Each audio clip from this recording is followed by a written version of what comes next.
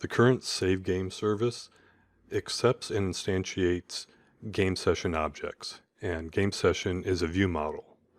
We can't have that in the new structure because the view model can see the services, but the services can't see the view model project.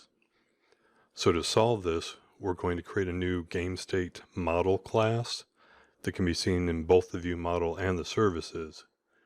And that's how we'll save the current game state, the current player and their location, and how we'll load the game state from a saved game file.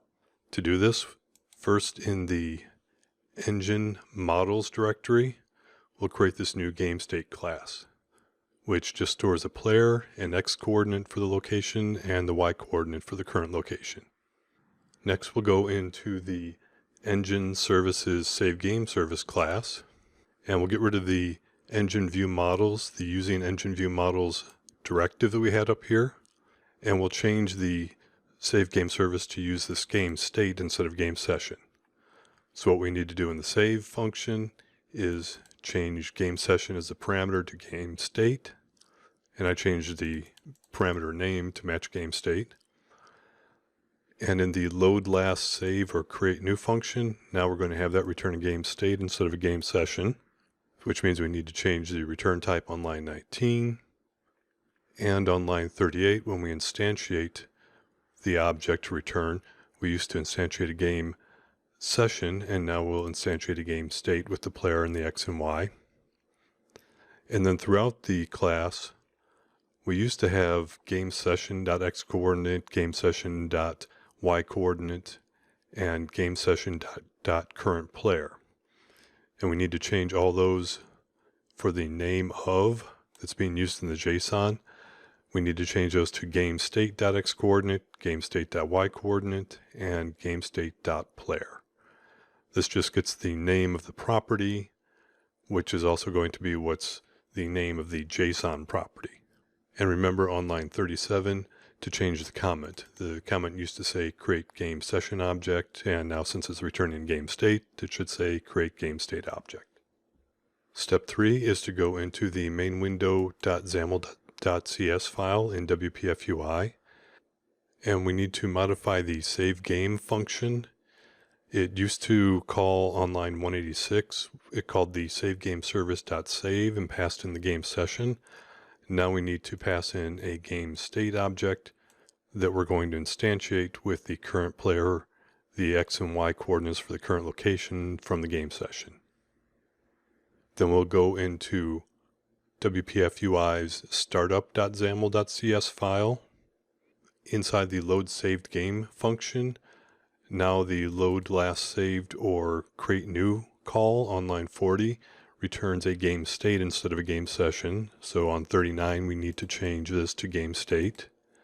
And on lines 43 through 45, when we instantiate the new main window object, we need to pass in the player X coordinate and Y coordinate values from the game state variable. The final step, as always, would be to test the game, and I'm not going to show that because I'm sure you all know how to test the game yourselves.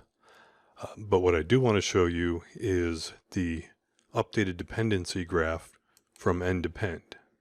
If we look at this now, we've moved some things into the new structure, and if you look at the arrows, you'll see we have a lot of one-way dependencies now, and this is an improvement. In the engine project, we've even got a lot of one-way arrows between the different namespaces, which are currently just folders and not projects. We do have 3 two-way arrows showing a circular dependency.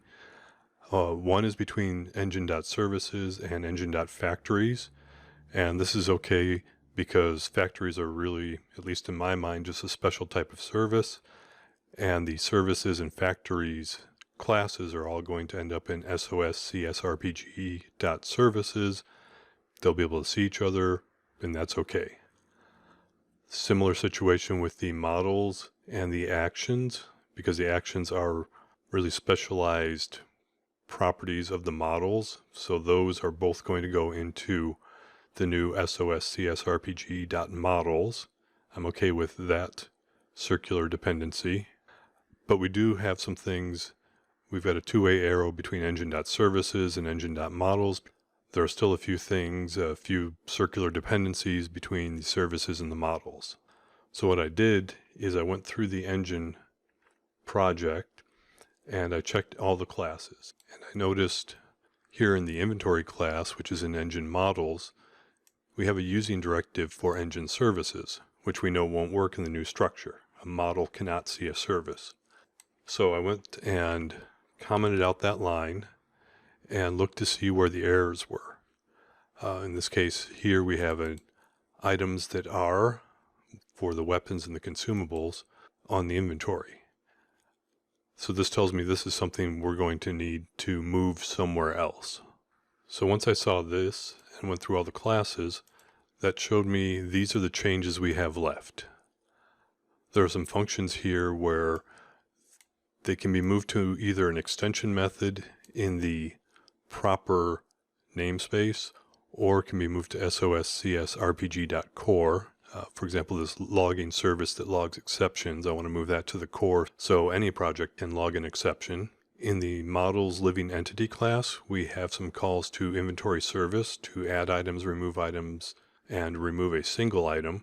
So we need to figure out how to handle that. And in the attack with weapon class, one of the actions for the weapon objects, that calls combat service. This one might be a little tricky to decouple. I've got a couple ideas, I'll just have to see how that works.